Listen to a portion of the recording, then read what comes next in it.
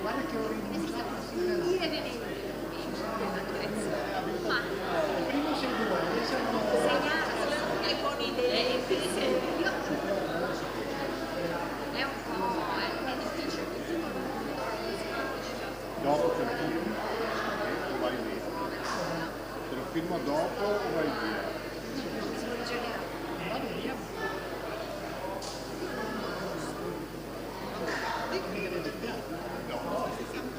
Sai come?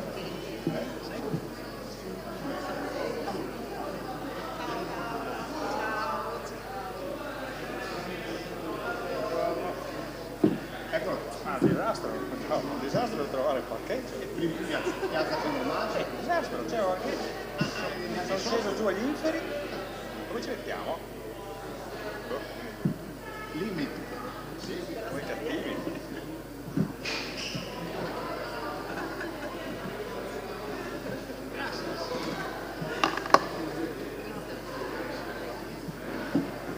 Pensavo che poi fare 4 e cazzo c'è questo. Però speriamo che i ragazzi quando poi devi fare una proposta che non si può dire di no. Che arresta. Cominciamo. Benissimo. Allora diciamo subito che non so.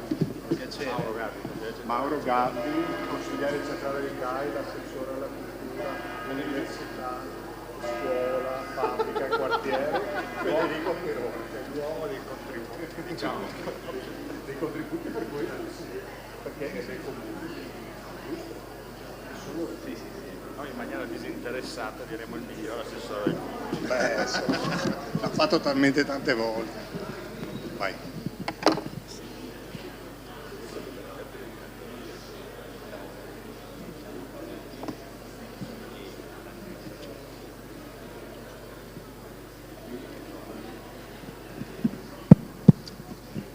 Bene, buon pomeriggio. Allora, grazie per essere qua. Siamo alla seconda giornata della Notte dei Lettori dopo l'inaugurazione ufficiale, ma appunto ce ne sono in realtà state diverse prima e ci sarà anche un prolungamento dopo domenica. Io ringrazio qui, posso dire, un amico della nostra città, anche della nostra amministrazione, il professor Andrea Zannini, che come dire, è uno storico di formazione, di professione, ma è anche un grande appassionato ed esperto di alpinismo, di montagna, e qua presenta appunto, possiamo dire, la sua ennesima fatica, una controstoria dell'alpinismo, in dialogo col dottor Gaddi della sezione CAI nazionale, che ringrazio. Chiaramente noi siamo a Udine, ma le montagne le abbiamo ben presenti. Siamo nel territorio che ha la più alta biodiversità a livello, o una tra le più alte biodiversità a livello europeo, proprio perché in pochi chilometri quadrati in un fazzoletto di terra c'è un'alta varietà di ambienti. Noi abbiamo il privilegio che non solo dal punto più alto della città, del castello, ma credo da diversi punti di osservazione riusciamo a guardare le montagne. Le vediamo quando sono innevate o le vediamo purtroppo quando frequentemente non lo sono più. Ecco, è un punto di osservazione sulla storia dell'uomo, su come l'uomo sta impattando sulla montagna e su tutto l'ambiente, e un grande punto di osservazione sulla nostra biodiversità. Io quindi voglio dire che appunto, pur non essendo diciamo in una città di montagna, però Udine come capoluogo del Friuli, la montagna, la vicinanza con la montagna, con le sue storie, con la biodiversità di questo territorio ce l'ha ben impresso, lo sente come una sfida quotidiana, una sfida del nostro futuro. Io quindi passo subito la parola. Purtroppo io non potrò trattenermi perché adesso inauguriamo un punto di book crossing nel quartiere di Baldasseria Bassa. Ecco, abbiamo sempre detto che la Notte dei Lettori era un progetto che non si sviluppava solo nel centro, a proposito di policentrismo, ma anche nei quartieri, e quindi purtroppo dovrò lasciarvi, ma ci sono le buone mani, le buone teste del dottor Gaddi e del professor Zannini. Grazie. Funziona? Buon pomeriggio a tutti, ben arrivati. Oggi il tempo dovrebbe anche risparmiarci in questo periodo di siccità, come ci viene dipinto. Il professor Zannini, che è un amico tra l'altro da tanti anni, ve lo presento sommariamente, anche se già è stato detto di lui. Docente universitario, storico, ma qui soprattutto in veste di conoscitore della storia dell'alpinismo. Frequenta le montagne da tanti anni, è stato istruttore anche di arrampicata e ha scritto uno dei testi più ancora importanti, che è le guide del KITC sul gruppo del Sella, che è uno dei gruppi più, non occorre che ve lo dica, più arrampicati, frequentati e conosciuti del mondo. Ha scritto molte cose che riguardano la storia della montagna e dell'alpinismo. Oggi diciamo che ci troviamo a dialogare su il suo ultimo lavoro, che ha già un titolo interessantissimo, perché Controstoria è certamente un titolo iconoclastico, un titolo che va contro la teoria, diciamo, ufficiale. E quindi io direi di cominciare partendo un po' da queste considerazioni. Allora, innanzitutto diciamo che, non occorre che ve lo dico io, la montagna in questi ultimi anni, specialmente dal post-Covid, è particolarmente frequentata, gettonata, va di moda, i social attirano masse sempre più ingestibili, Ma non è sempre stato così, professore. Allora, la montagna nel Medioevo, sin dall'inizio dell'Ottocento, veniva etichettata dalle elite di pianura come locus horribilis. Draghi, spiriti, streghe, ci sono un sacco di toponimi che trovate ancora oggi in montagna. Popolato da gente rozza, ignorante, credulona, così si diceva, in cui non poteva esserci che istinto di sopravvivenza. Quindi, in tale ambiente, secondo la cultura dotta, non vi sarebbe potuto essere quell'humus indispensabile per lo sviluppo della curiosità verso l'ascesa delle montagne. Quali sono invece gli elementi che fanno propendere la tua indagine per un ribaltamento di questo paradigma codificato da secoli? Grazie Mauro di aver accettato l'invito, buonasera a tutti. Vedo qua mezzo del mio dipartimento, quindi sono particolarmente emozionato. Peccato che l'assessore è andato via, perché Udine è una città di montagna. Dal punto di vista della latitudine è a nord di Chamonix e del Monte Bianco, cioè siamo più a nord del Monte Bianco, quindi al di là dello spartiacque del tetto del mondo. È che l'amministrazione tende, diciamo, a recepire con fatica il fatto che Udine sia una delle capitali alpine. Finita questa coda polemica, apriamo il discorso sulla visione della montagna. La montagna, come dicevi te Mauro, ha patito per secoli l'idea di essere una delle periferie d'Europa. Periferia sia dal punto di vista economico sia dal punto di vista sociale e culturale. In realtà è uno stereotipo che nella storia della montagna in termini economici e sociali è stato rovesciato da tempo. Per esempio si è scoperto che più su si va con l'altitudine, più troviamo villaggi d'età preindustriale d'alta quota, maggiore era la quota di persone che sapevano leggere e scrivere. Questo naturalmente non torna con appunto il cliché del montanaro gozzo, gozzuto, ignorante, che arriva in pianura e viene messo a pulire le stalle o a fare il facchino. In realtà questo fa parte di una tradizione secolare che rientra in un cliché letterario, la satira del villano, no? Il contadino che arriva in città è, come si può dire, rozzo e ignorante, il montanaro lo è tanto di più. Quindi una prima parte del mio libro è dedicata a smontare questo luogo comune, che poi, e penso che ci arriveremo, ha influito anche sulla storia dell'alpinismo, perché si è per lungo tempo considerato l'alpinismo come un'attività che non poteva essere concepita e seguita da persone che non fossero di livello sociale e di livello culturale superiore. Ecco, quindi una prima controstoria è, come si può dire, l'idea che le montagne in qualche modo debbano riacquisire una certa dignità anche in relazione al loro passato.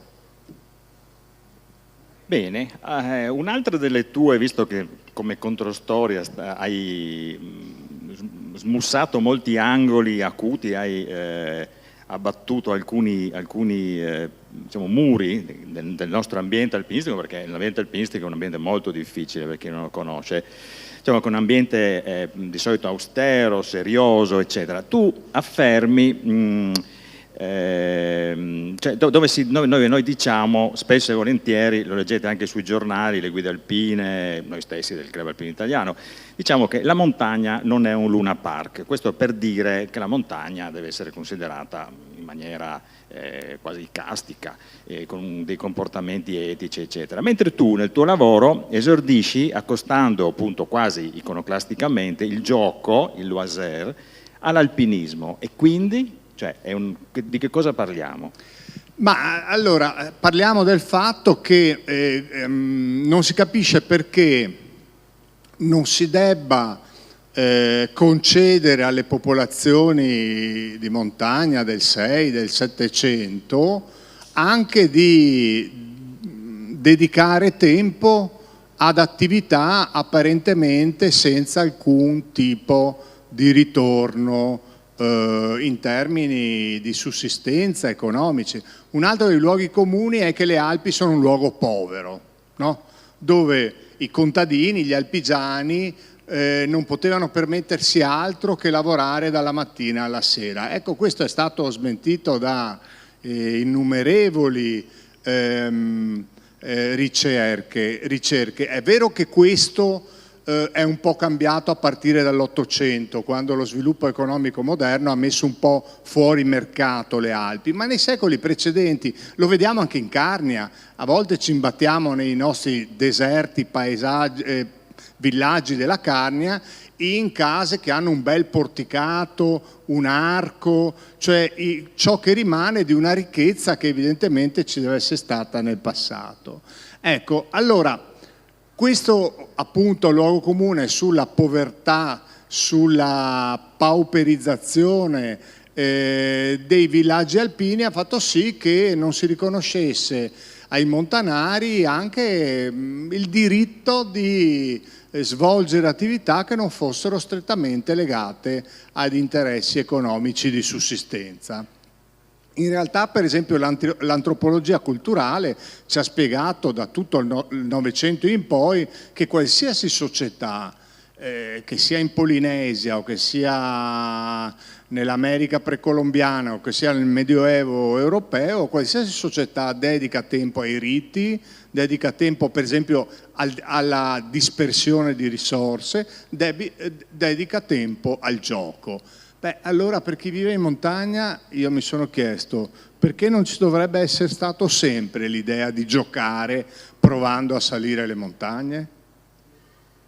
Bene, io continuerei a farti una domanda tecnica, visto che tu sei uno storico di professione. E allora l'osservazione che ti faccio io è questa. Non ti sembra che il tuo approccio epistemologico volto alla ricerca delle origini dell'alpinismo possa talvolta forse debordare in una visione populista, un po' troppo sbilanciata in favore di quelli che un tempo venivano definiti anonimi montanari, oppure invece appropriato considerare l'alpinismo una pratica di lungo periodo nata proprio dal basso?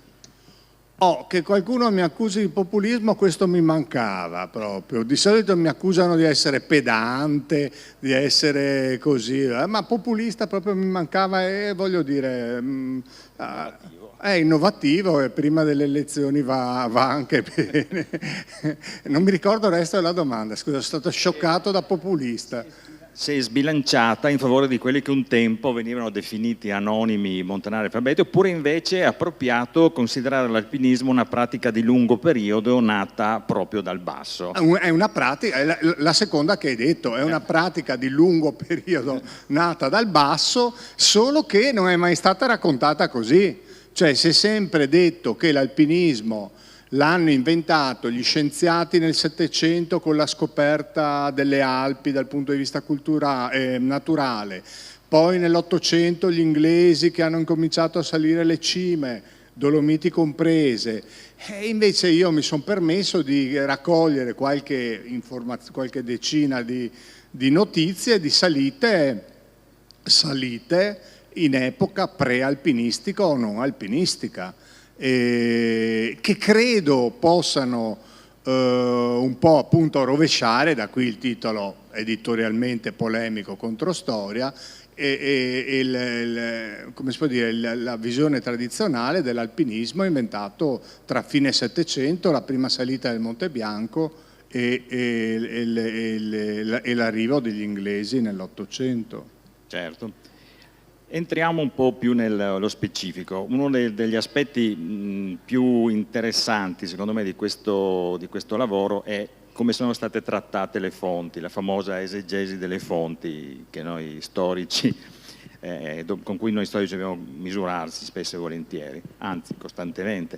Tenuto conto che nella società alpina di antico regime i cosiddetti proto-alpinisti autoctoni di cui tu parli non erano in buona parte scolarizzati. Quali sono state le testimonianze storiche che ti hanno aiutato a ricostruire questa nuova interpretazione dal basso della storia dell'alpinismo? Ma allora, innanzitutto dei molti di cui parlo noi non sappiamo se scrivessero o meno. Diciamo che non hanno... visto perché proprio gli storici devono spaccare il capello in quattro, diciamo che non abbiamo testimonianze scritte, non che sappiamo che non scrivevano. Molti erano cacciatori, molti per esempio erano preti, religiosi, e probabilmente ci sono arrivate molte loro notizie proprio perché scrivevano. Ma oltre a scrivere c'è un altro elemento fondamentale per far conoscere il proprio pensiero, cioè avere il posto dove scrivere, avere a disposizione circuiti di giornali o anche diaristici o anche lettere che sappiamo, soprattutto le lettere popolari per i secoli passati, sono praticamente andate distrutte salvo rarissime eccezioni. Quindi il mio lavoro è stato un po' di raccolta di anche labili indicazioni di rimando, derelato, testimonianze così un po' incerte, che mi verrebbe a dire reperti archeologi, se non ci fossero dei colleghi archeologi che potrebbero riprendermi, ecco. Quindi qualcosa di difficile. Solo raramente abbiamo le parole di questi protagonisti. Forse posso fare l'esempio del Corno Grande. Ecco, di uno per esempio, però riferite da un personaggio colto, abbiamo le parole quando un ingegnere militare bolognese che si chiamava De Marchi nel 1573 dice di essersi innamorato del Gran Sasso, del Corno Grande, e che vuole salirlo. Cosa fa? Va a Sergi e trova un cacciatore. Attenzione, perché questa è una storia che si ripete continuamente. Trova un cacciatore che dice di averlo già salito. Quindi il primo salitore innanzitutto non è lui, ma è il cacciatore, che si chiama Francesco di Domenico. Partono in una comitiva, il De Marchi, due se non sbaglio suoi amici, altri due cacciatori oltre a questo Francesco di Domenico. A un certo momento arrivano in un tratto senza sentiere né scale, dove peraltro l'anno prima era precipitato un frate, quindi c'era già, aveva cercato già, e siamo già a due, e sappiamo cosa gli dice. Tutti si fermano terrorizzati perché devono attaccarsi con le mani sulla roccia, e Francesco di Domenico gli dice: io anderò in ogni modo, che secondo me è una definizione fantastica dello spirito di alpinistico. Cioè, arrivato qua, io voglio andare in ogni modo. La famosa libertà dell'alpinismo. La famosa libertà dell'alpinista, e anche a un certo momento, quante volte ci è capitato il dire no, caspita, io sono arrivato fino a qua e vado in cima adesso. Ecco, questo naturalmente a volte può anche far correre il rischio di superare la soglia del rischio, ma questo correre il rischio della soglia del rischio, questo è un altro discorso. E il De Marchi gli dice: io venirò con te. Arrivano in cima e il De Marchi scrive: sembrava che io fossi in aria, che è un'espressione perfetta che ci spiega che erano arrivati in cima. Cosa succede? Naturalmente di questa salita non si sa più niente, che era stata scritta dal De Marchi in un suo opuscoletto. 2 secoli dopo, a fine Settecento, cerca di andare avanti dalla parte opposta, quindi dal Teramano, un illuminista, uno letterato locale, l'Orazio Delfico, che peraltro scriverà: i cacciatori di Camozze dicono che sono stati già in cima, quindi anche dall'altra parte i cacciatori di Camozze erano stati in cima, ma naturalmente nessuno fa caso né all'uno né all'altro. Un secolo dopo il CAI lo celebra, il Delfico, che era stato in cima grazie ai cacciatori che erano già stati in cima, come il primo salitore del Monte Bianco, del Gran Sasso. Nel 1938 salta fuori lo scritto del De Marchi e si ristabilisce una qualche verità. Quindi abbiamo cominciato ad andare in cima e per andare in cima naturalmente servono anche molte volte gli attrezzi, come dicevi tu, un frate era precipitato, una scala bisognava calarla, cose che in montagna succedono. Allora, nel tuo lavoro sostieni che dal XVI secolo vi è notizia che i montanari possedessero tecniche alpinistiche che verranno poi riscoperte nel XVII e XVIII secolo. Se è così, chi erano gli abitanti delle terre alte che si servivano di queste tecniche, fatte anche dell'ausilio di particolari attrezzi, che poi erano attrezzi molte volte, diciamo, costruiti secondo le tecniche del tempo, anche un po' con una forte immaginazione, ecco, poi non è che funzionassero proprio sempre, ma comunque erano ramponi, martelli soprattutto per incidere il ghiaccio, eccetera. E soprattutto per fare cosa ed andare dove.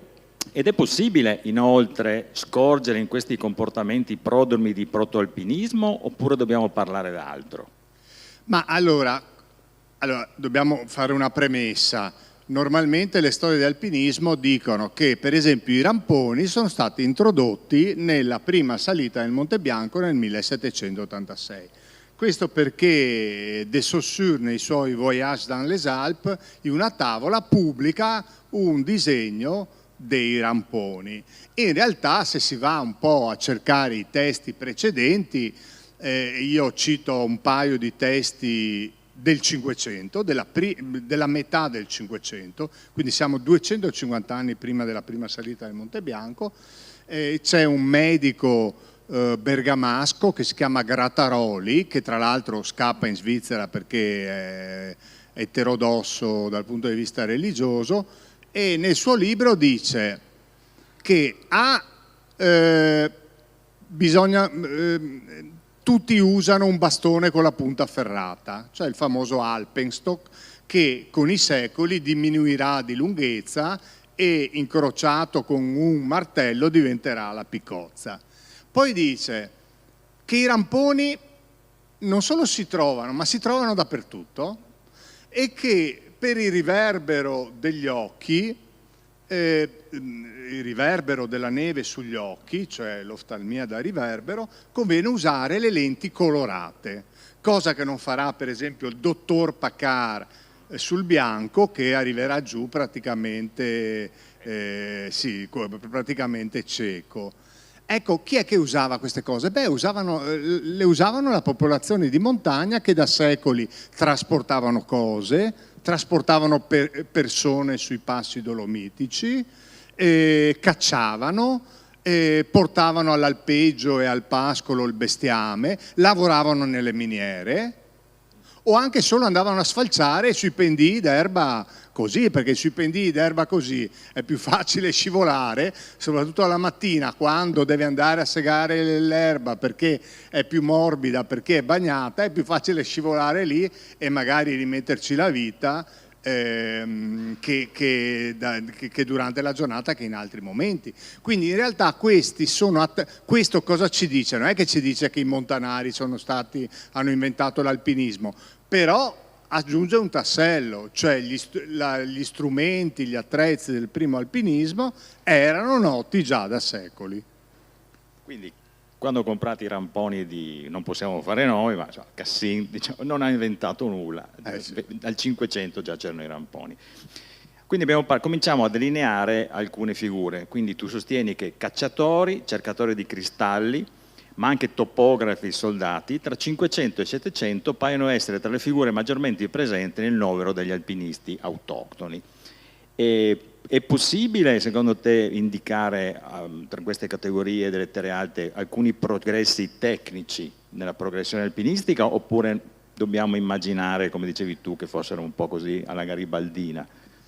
Ma sì, allora i topografi sono più tra 7 e 800, quando nasce lo Stato-nazione e l'idea del confine. Prima non è che ci fosse una vera idea di confine da presidiare, non è che ci fosse l'idea per esempio di rappresentare sulle carte il territorio con le altimetrie, i valichi. Ci sono alcuni stati che sono precoci, per esempio il Regno di Sardegna dalla metà del Settecento, eccetera. Però i topografi sono più protagonisti tra 7 e 800, agli inizi dell'Ottocento, per esempio qua nelle nostre Alpi. Poi è curioso il fatto che quando i topografi devono andare sulle cime delle montagne per mettere il teodolite, per effettuare le misurazioni, cercano normalmente nei paesi chi conosce la strada, e alcune delle prime salite siamo venuti a saperle proprio perché mi viene in mente la Terza Grande. Uno di Sappada è andato in cima con i militari e dice che non ci tornerebbe mai più in vita sua, oppure sul Colnudo, tanto per restare dalle nostre parti, veniamo a sapere che era andato in cima un soldato, un vicentino, che cade dalla cima e il prete scrive l'atto di morte nei registri di morte di Erto. Questo per dirti che le notizie possono venire fuori Comunque no, non c'è una categoria privilegiata. La mia impressione è che per esempio i cacciatori da secoli arrivassero sulle cime, non soltanto per seguire le bestie, ma perché, come dicevamo prima, una volta che sei arrivato magari a poche centinaia... Vuoi vedere la cima. Vuoi vedere la cima, vuoi vedere cosa c'è dietro, per esempio. Se io vivo in una valle, non è una cosa del tutto irrilevante vedere il resto dalla cima, soprattutto se magari mi piace cacciare o addirittura vivo per cacciare, ma la caccia già da molti secoli non era sussistenza. Però troviamo che dei semplici contadini, abbiamo delle notizie di contadini di cui sappiamo solo che erano contadini, o al massimo sappiamo il nome, che in epoche inaspettate vanno in cima a montagne severe. Naturalmente quando si parla di alpinismo, di storia dell'alpinismo, si intende non andare in cima camminando. Per fare alpinismo bisogna almeno dover mettere le mani sulla roccia. Dopo tutto questo è soggettivo. Ti racconto un episodio che non ti ho mai detto. Un mio carissimo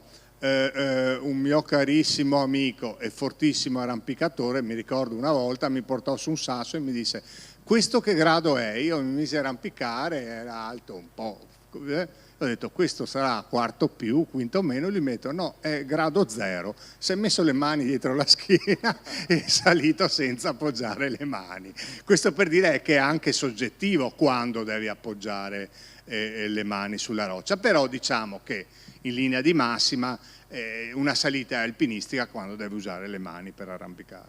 Siccome sono a Udine, io sono di Gorizia, mi posso permettere una battuta. Sì. Quando arrampicavo si diceva sempre che i gradi triestini erano molto più alti o più bassi rispetto alla Adria, perché il triestino, in maniera così esuberante come diceva che via hai fatto? Ah, via facile, era terzo, secondo, no? Poi andavi tu, era quarto e forse anche quinto, però il motivo era quello di sentirsi dei Nembo Kids della situazione. Sì, difatti le prime volte che noi siamo andati in Napoleonica ad arrampicare volevamo prendere il materiale e venderlo immediatamente, però anche qua in Friuli ci sono delle valutazioni. È che gli alpinisti hanno una strana, non considerano la loro attività uno sport, solo che sono tra i più competitivi esseri mai esistiti.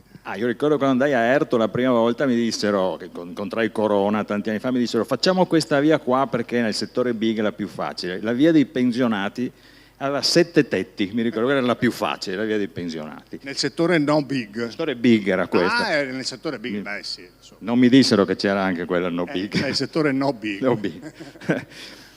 Allora, passiamo al Settecento, che è importantissimo dal punto di vista, è l'epoca dei lumi, e si passa dal pittoresco al sublime, ed è questo periodo che le Alpi diventano centrali per lo studio della Terra. E in questa fase storica che maturano anche prepotentemente l'idea del salire, no? Nelle montagne. Si salgono montagne che sono a noi abbastanza consuete, l'Ancoghe, il Tricorno, si superano i 4.000 metri sul massiccio del Rosa. In che modo verrà vissuto dalla gente di montagna questo sempre più pressante interesse degli scienziati, per lo più aristocratici o borghesi, di città per la montagna? Si tratterà di un fenomeno che in qualche modo coinvolgerà anche i valligiani oppure ne rimarranno estranei? Ma le salite che hai detto te sono state fatte da valligiani. Il Tricorno nel 1778 è stato salito da un medico di Stara Fusina, cioè Lovrenz Willomitzer, che aveva assieme 2 minatori. Il minatore, per esempio, è abituato non solo a trattare con la roccia, ma anche a trattare con il rischio. Con il rischio, ecco. 2 cacciatori e un paio di notabili. La spedizione che arriva a 4.000 metri sul Monte Rosa, siamo nello stesso anno, è fatta da gressonari che vogliono arrivare a cercare la valle perduta prima di quelli di Alagna, perché poi la competizione tra le valli è anche una molla alpinistica da allora. Che non è cambiata. Che non è cambiata assolutamente.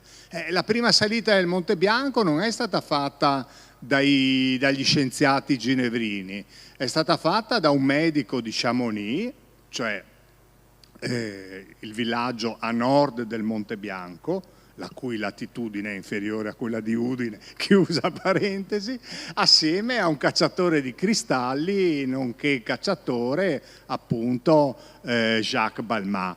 Quindi sono tutte salite fatte da persone di montagna con vari gradi anche di mecenatismo esterno, però secondo me a quel punto c'era già una circolazione di notizie sull'alpinismo che ho cercato un po' di ricostruire, non tanto trattati o libri d'alpinismo, perché non c'era un pubblico. Il pubblico dell'alpinismo comparirà con gli inglesi nell'Ottocento, che si inventeranno le guide alpinistiche, le riviste alpinistiche e il pubblico alpinistico. Prima non c'è neanche un pubblico, quindi a chi scrivo? Scrivo una lettera al mio amico. Il pubblico, ecco, venne creato da De Saussure e Borry, che dell'impresa del Monte Bianco fecero un evento di livello internazionale. Appunto, Monte Bianco, 8 agosto 1786. Che cosa rappresenta il Monte Bianco nella storia dell'alpinismo? Ed è lì che nasce la famosa ossessione della prima. Ma allora rappresenta certamente un punto importante di passaggio, perché è il tetto d'Europa e quindi è in qualche maniera una conquista che legittima tutte le altre che sono inferiori. In realtà si scoprirà dopo che molte altre montagne sono di difficoltà tecniche considerevolmente superiori al Monte Bianco, che insomma è una lunga passeggiata, sì, camminata però. Oggi è più difficile di allora, molto probabilmente. Forse è più pericoloso di allora, tanto è vero che è a numero chiuso, almeno la via francese, quella più semplice, poi devi passare sotto un colatoio che scarica, eccetera, eccetera. Però secondo me non ha rappresentato la nascita dell'alpinismo. L'alpinismo era già nato, naturalmente questa è la mia tesi di fondo, e ha rappresentato un'altra cosa che la si capisce, bisognerebbe ricostruire quella che è chiamata la leggenda Balmat, cioè, cito il più importante storico del Monte Bianco, il cumulo di menzogne e falsità a danno del dottor Jacques Balmat. Chi era Jacques Balmat? Era un giovane ricco, perché in montagna c'era anche la ricchezza, benestante, via, non ricco, benestante, medico, laureato di Chamonix, perché non è che a Chamonix ci fossero solo bifolchi, carbonai, ecco, che mentre i ginevrini organizzano tutte le spedizioni, organizza una spedizione leggera dopo aver studiato qual è la via più diretta per salire al Bianco, e in un paio di giorni con un colpo di mano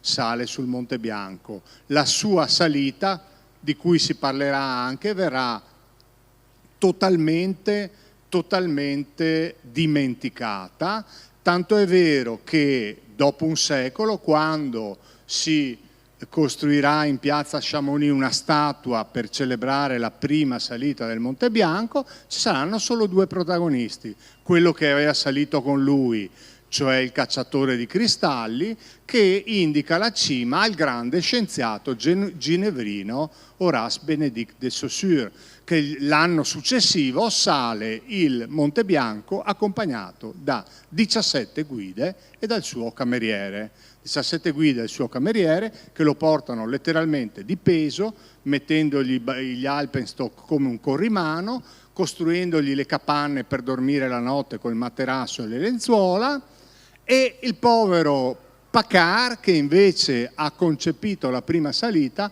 solo dopo un altro secolo, in una piazzetta distante, gli metteranno una statua dove sta lì seduto. Sì, in Veneto si dice peso il tacon del buso. Ecco. Quindi De Saussure e Bory costruiscono quel concetto di storia dell'alpinismo che tu oggi controstori, diciamo. Quindi esiste la madre di tutte le fake news creata da questi due personaggi conosciutissimi, De Saussure soprattutto, che poi generano una storia dell'alpinismo, l'alpinismo elitario, oppure? Allora, ci sono due livelli di fake news. Il primo è dire una cosa sbagliata o non dirla. In realtà De Saussure fu più furbo, perché nella sua relation abrégée che fece dopo la sua salita, fece una descrizione incredibilmente aulica della sua salita e mise in 2 righe, erano già andati in cima, un medico di Chamonix. Naturalmente con l'impatto della sua forza, dei mezzi di comunicazione che aveva a disposizione, scriveva sul Mercure de France, cioè il più grande forse giornale di fine Settecento, e a possiamo parlare anche per fine Settecento di impatto dei mezzi di comunicazione, sostanzialmente annientò l'impresa di Balmat e Paccard. Questo vuol dire che ci sono anche maniere di dire la verità o non dirla tutta che a volte sono peggio delle fake news, insomma. Ah, senz'altro, concordo. Io adesso faccio un attimo un passo, diciamo, a casa mia per spiegarvi un po' che cosa vuole dire, anche per tutti quelli che frequentavano il CAI, per come venne impostata questa fake news. Tutti voi, ci saranno qui degli iscritti sicuramente al Club Alpino Italiano, sanno che nel librettino dove mettiamo i bollini c'è la famosa frase di Guido Rei: io credetti e credo la lotta con l'Alpe utile come il lavoro, nobile come un'arte, bella come una fede.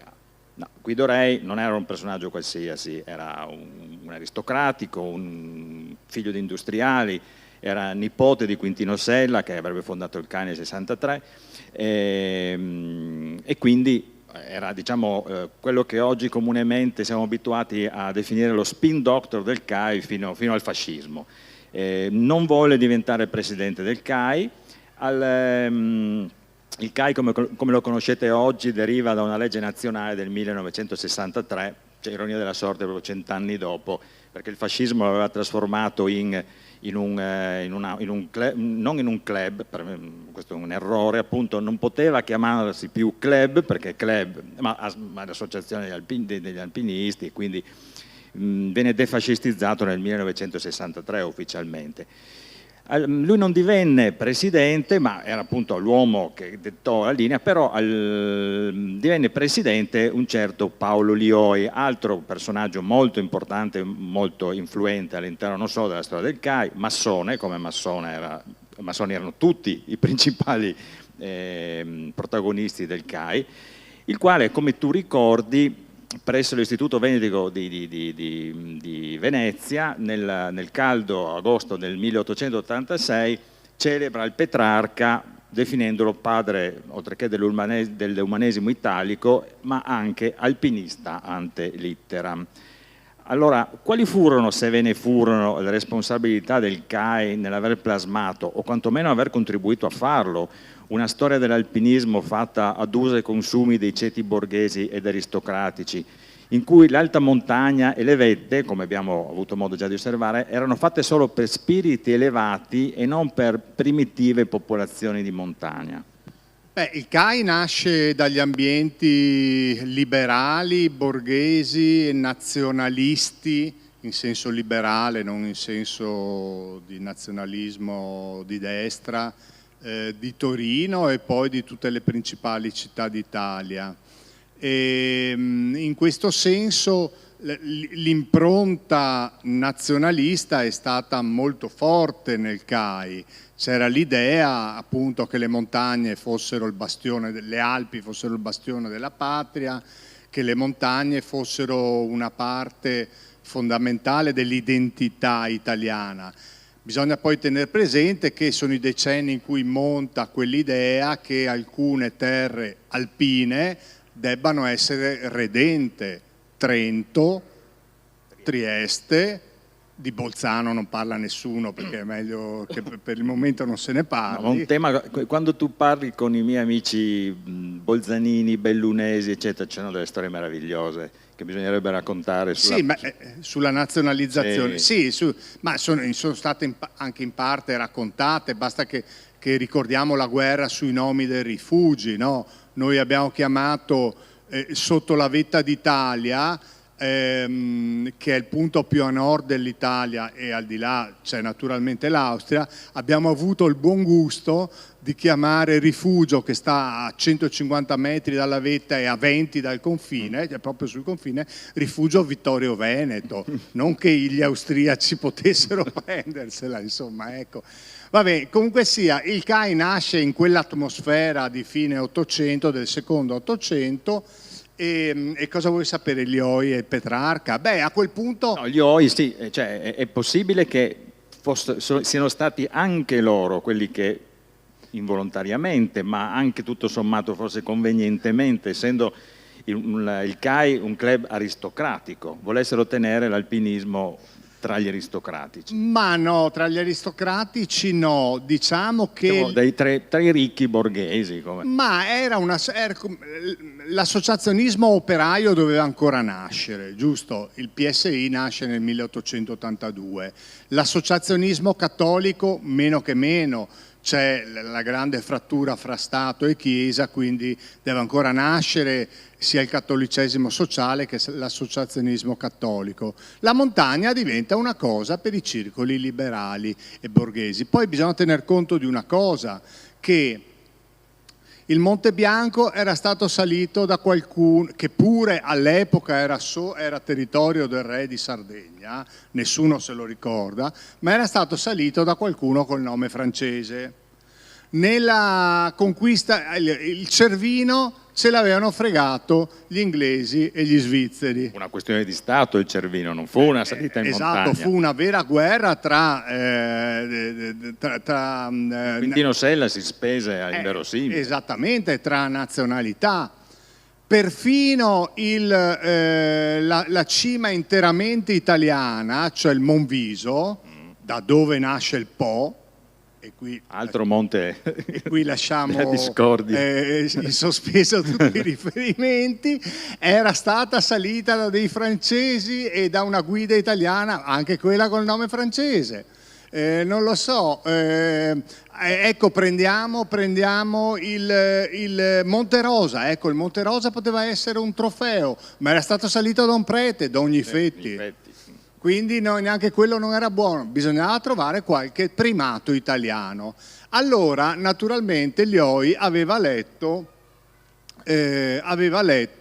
un articolo di Carducci che traducendo in italiano, nell'italiano schioppettante di Carducci, la lettera dal Ventoso del Petrarca, in cui il Petrarca racconta che nel 1336 è salita in cima al Ventoso, il Carducci aveva parlato del Petrarca come di alpinista al ante litteram. Da alpinista a ante litteram, Lioi fa il doppio salto mortale. Collegandolo a Goethe addirittura. Sì, Goethe che in realtà aveva salito 2 paracarri, cioè sarà salito su un mulo, e dice Lioi, il Petrarca è il primo alpinista della storia.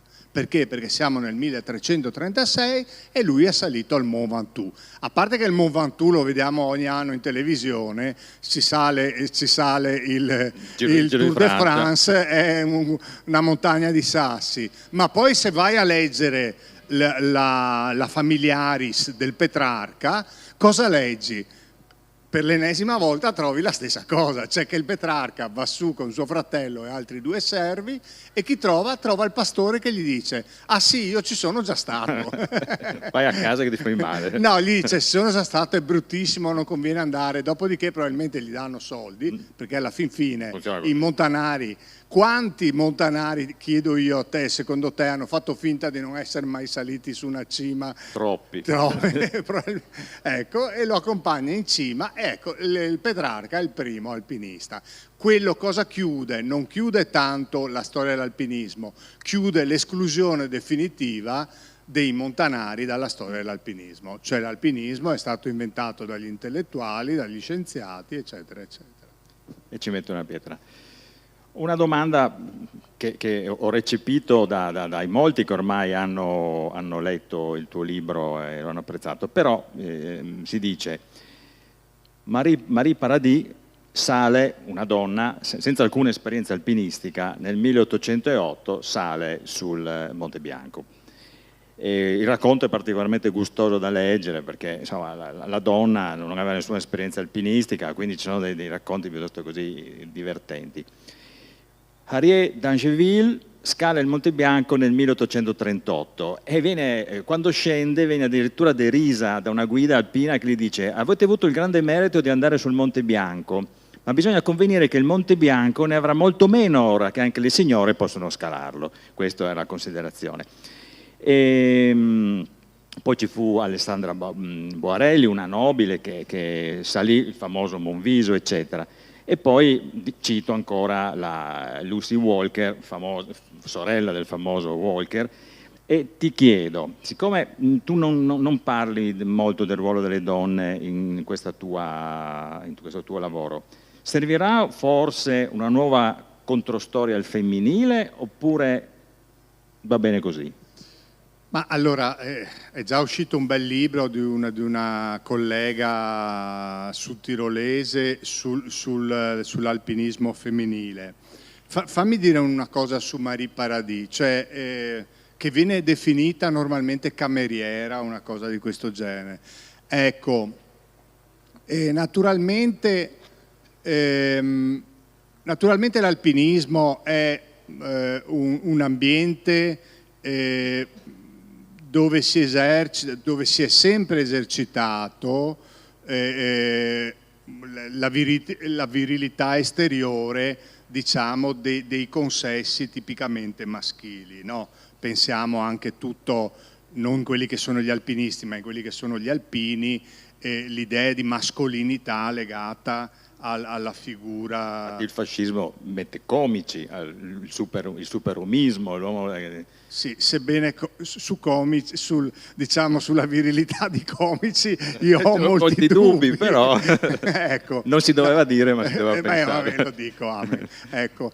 Ecco, secondo me la portano in cima per vedere due cose. Uno, se una donna sopravvive a 4.800 metri, perché prima della prima salita una delle domande era: ma l'uomo riesce a arrivare a sopravvivere a 4.800 metri? Naturalmente per la mentalità dell'epoca bisogna vedere se è una donna che sopravvive. In realtà lei non solo sopravvive, ma non avendo mai fatto nulla fa tranquillamente, cioè secondo me certifica la cosa opposta, che non solo le donne vanno in cima, ma magari fanno molta meno fatica degli uomini. Infatti è così. Ecco, dopodiché tutto questo va considerato nell'ambito appunto delle relazioni di genere dell'epoca e di come venivano trattate le donne nello sport, ma per fare questo dovremmo arrivare fino agli anni 80 del Novecento, non è che possiamo partire dagli anni 80 del Settecento, perché noi sappiamo che c'è stato, come si può dire,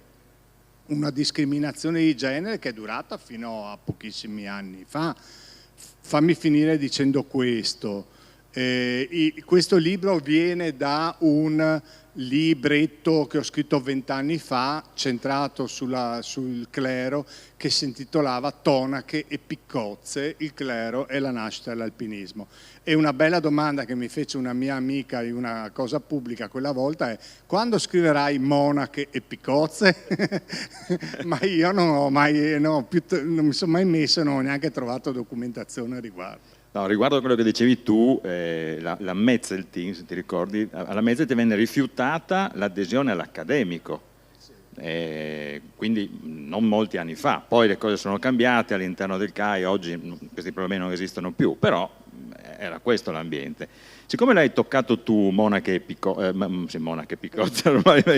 sì, io parlerei ancora molto velocemente di questo aspetto, perché io lo considero interessante, che è quello dei religiosi. L'attrazione verso la montagna da parte dei religiosi durante il Settecento è un dato di fatto indiscutibile. Abbiamo già detto Dogni-Fetti, Don Terza per la Marmolada, Dostanic, Gorizia e Ospescia. Uomini di carattere spesso arcigno, ma determinati e dotati anche di forte curiosità scientifica. Cosa rappresentarono queste figure di preti, persone provviste di discreta cultura, talvolta anche di estrazione sociale borghese, come gli Fetti per esempio, nell'economia della storia dell'alpinismo? Possiamo annoverarli tra i pionieri dell'alpinismo oppure sono qualcosa di più semplici, di semplici pionieri? Ma allora, l'espressione pionieri secondo me è talmente riduttiva da essere quasi offensiva. Ce n'è uno che tu sai che è il mio preferito, che si chiamava, era un cattolico svizzero, un religioso, si chiamava Placidus Specia. Questo era un fior di alpinista. Da cosa lo si capisce? Uno che si riduce a portare in cima chiunque vada con lui pur di salire. Per esempio a un certo momento trova un novizio di 20 anni su tirolese che dice di essere già andato in montagna, anche questo, e dice: non si capisce come un ragazzo di 20 anni per superare un crepaccio largo un braccio e mezzo debba bloccarsi per la paura e mettersi lì a pregare il Dio. E è il tipico senso di, come si può dire, di insofferenza che hanno gli alpinisti per chi ha paura. Poi un'altra roba che fa Placido Specia, per farvi capire, siamo alla fine del Settecento, e lui dice: io non sono come quelli del Monte Bianco che ha tutte le risorse. Secondo me a un certo momento lo pagano per andare in cima e si porta dietro 3-4 borghesi tedeschi. Dove li porta? Attenzione, rivelatore, su una cima che non ha mai salito, cosa che una guida non farebbe mai, ecco. E naturalmente salgono, questi qua a un certo punto non ce la fanno più, cosa che una guida non dovrebbe fare mai. Lui li ferma, li lega, li molla lì. Va avanti col portatore, a un certo momento schiatta anche il portatore e lui lo ferma, lo lega lì. Cosa fa lui? Arriva in cima, torna indietro, si riprende il portatore, si riprende i cittadini contentissimi, va giù in paese, la prima cosa che fa, chiede se la montagna era mai stata salita e gli dicono no, che non sanno nemmeno il nome. Quindi chiamare questo pioniere, questo era un fior di alpinista, con una mentalità moderna, e probabilmente non era il solo, e nel mio racconto ce n'è più di qualcuno. Allora, il tempo è purtroppo tiranno, no? E io ti faccio una domanda che ho già avuto modo di farti, ma adesso è più articolata per concludere. Dopo che tu sei passato attraverso le forche caudine del Film Festival di Trento, del Fiera del Libro di Torino, eccetera, eccetera, eccetera, c'era proprio bisogno di una controstoria dell'alpinismo? Possiamo dirlo? Non lo so, per il mio editore sì, c'era bisogno, cioè, insomma, chi ci ha guadagnato di più da questa controstoria è l'editore, come al solito. Anche il CAI, perché anche il CAI è stato... Ah, giusto, anche il CAI, sì, però il CAI ha fatto un contratto un po' così. Non va mai bene quello che fa il CAI. Esatto. Non per niente ho fatto il presidente della commissione centrale pubblicazione per un anno, per un anno, sono andato. Ma devo dirti di sì, cioè le obiezioni che mi vengono sollevate sono, soprattutto sul titolo mi viene detto ma questa non è una controstoria dell'alpinismo, è una controstoria della nascita dell'alpinismo. Difatti alla terza io avevo detto lo intitoliamo Controstoria della nascita dell'alpinismo, e la terza mi ha detto no via, cioè non la terza, l'editor, togliamo nascita, controstoria dell'alpinismo, e ha avuto ragione perché il titolo si fa sentire. Non lo so, devo ancora andare. Metabolizzare. Devo ancora metabolizzare. Bene, io ringrazio voi per l'attenzione e la pazienza, ringrazio l'amico e professor Andrea Zanini per questo bel pomeriggio che abbiamo passato. Chi non ce l'ha ancora lo acquisti, perché è un libro estremamente interessante, si legge in maniera molto scorrevole, non è un libro, nonostante l'abbia scritto uno storico, di solito gli storici sono pesanti, pedanti, come dicevo, questo è un libro che vi piacerà. Quindi Andrea Zanini, Controstoria dell'alpinismo, grazie.